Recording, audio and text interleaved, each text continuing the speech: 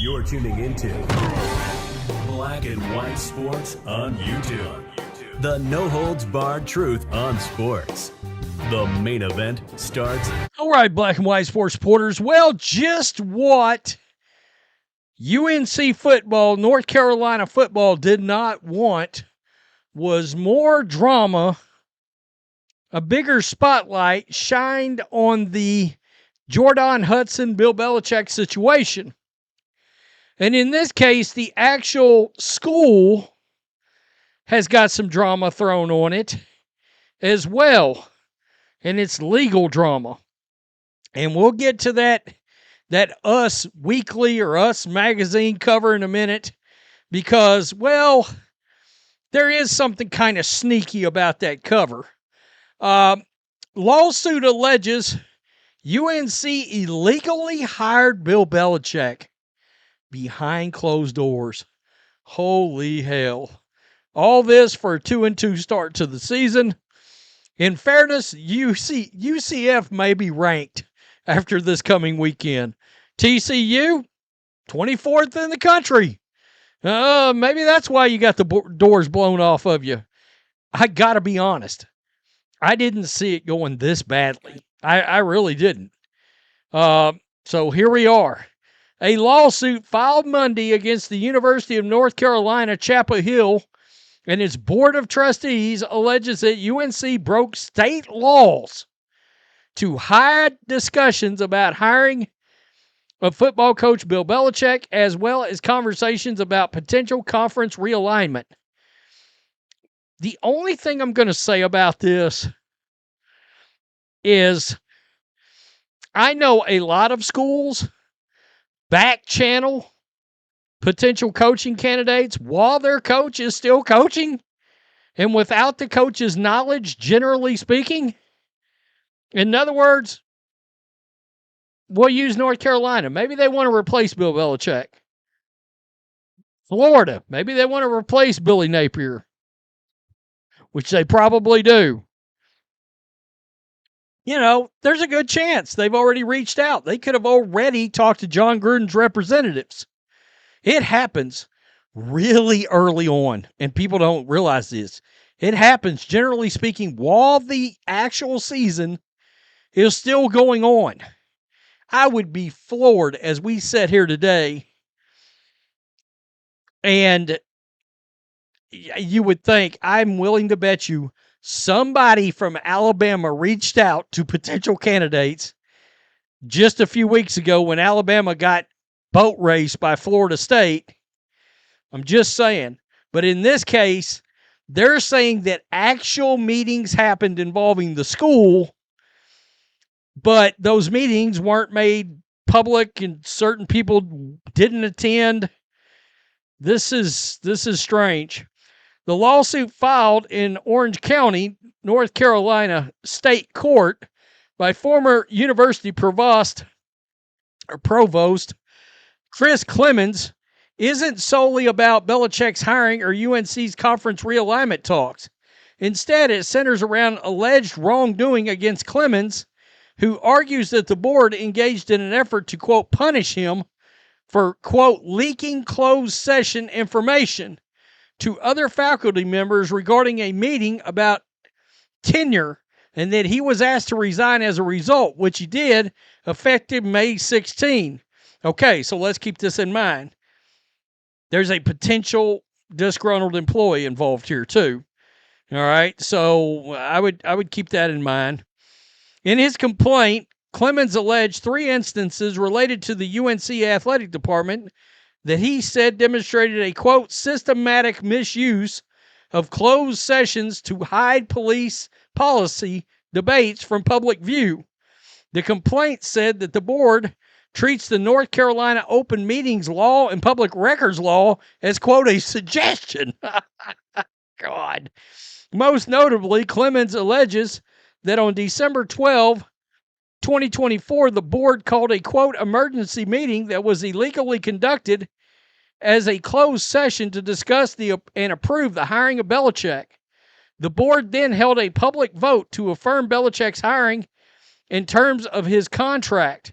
The complaint also alleges that in November of 2023, the board entered a closed session to compare finances of membership within ACC compared with potential membership of the Big Ten or SEC.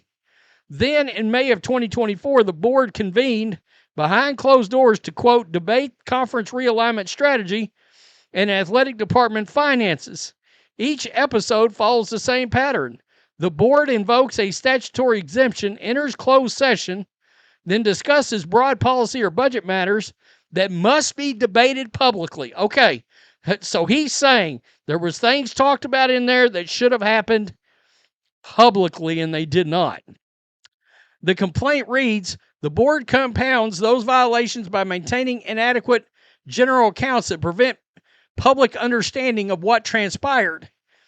In a statement to Front Office Sports, UNC Board of Trustees Chair Malcolm Turner called Clemens' allegations, quote, disappointing and inaccurate, not to mention a waste of taxpayer dollars, that's never good, for which this former officer of the university shows no regard.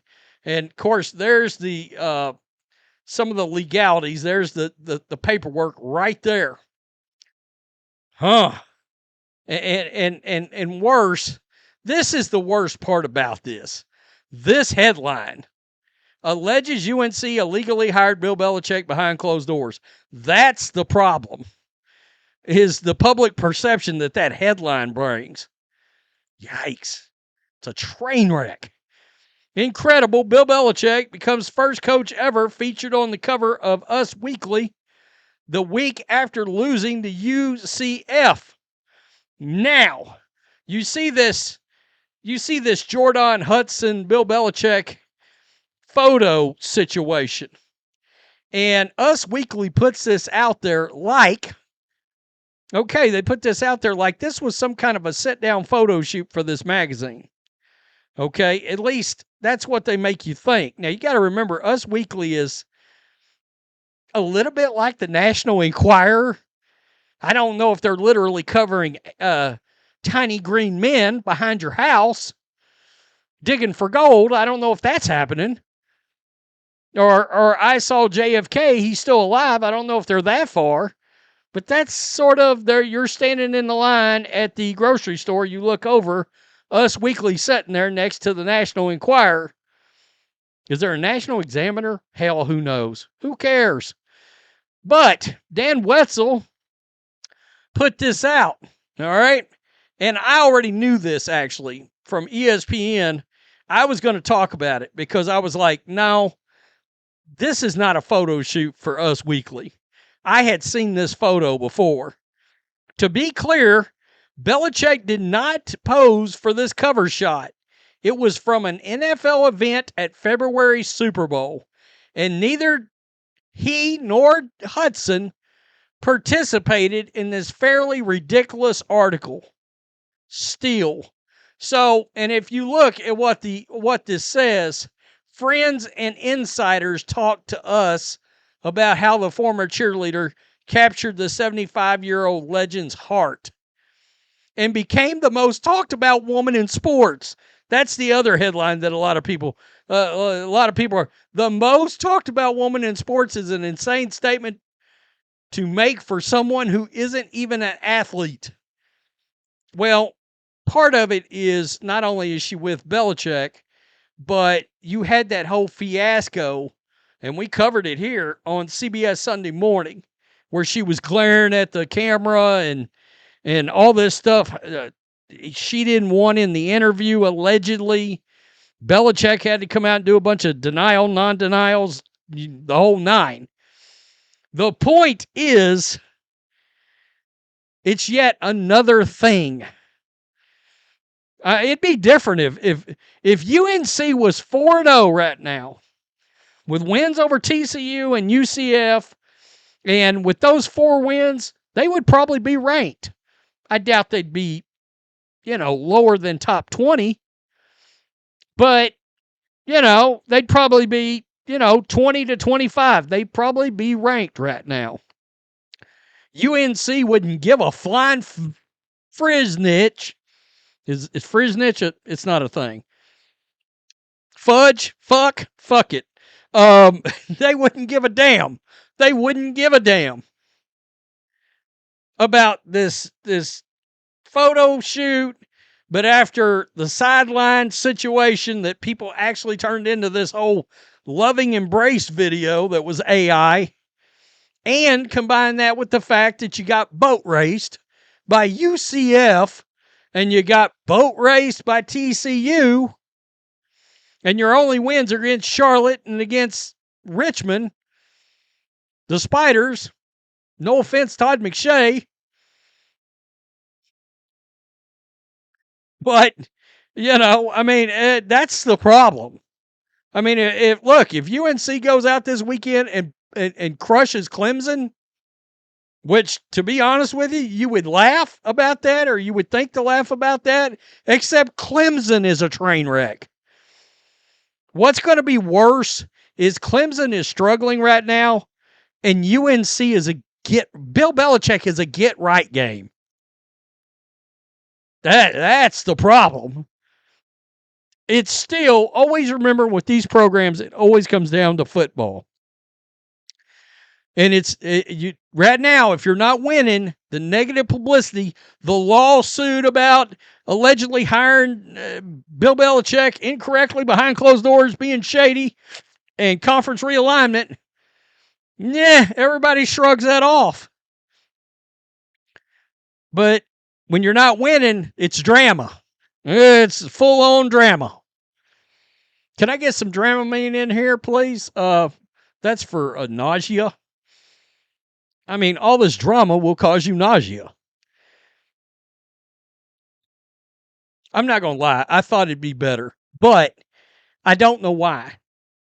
If I'd have taken a step back, number one, I think he made a mistake not starting Johnson from the get-go.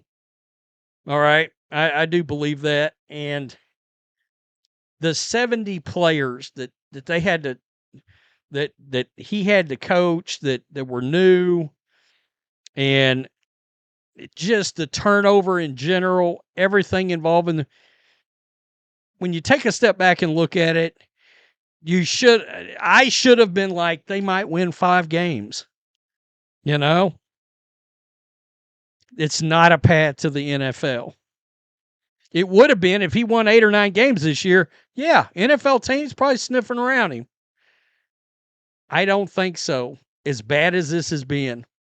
And I still contend, Pablo Torre, when are you going to ask the Falcons if JORDON HUDSON cost Bill Belichick the Falcons job? Because I still wonder about that. Tell me what you think. Peace. I'm out. Till next time. Thanks for watching the show. Be sure to like, comment, and subscribe. Be sure to tune in next time on Black and White Sports.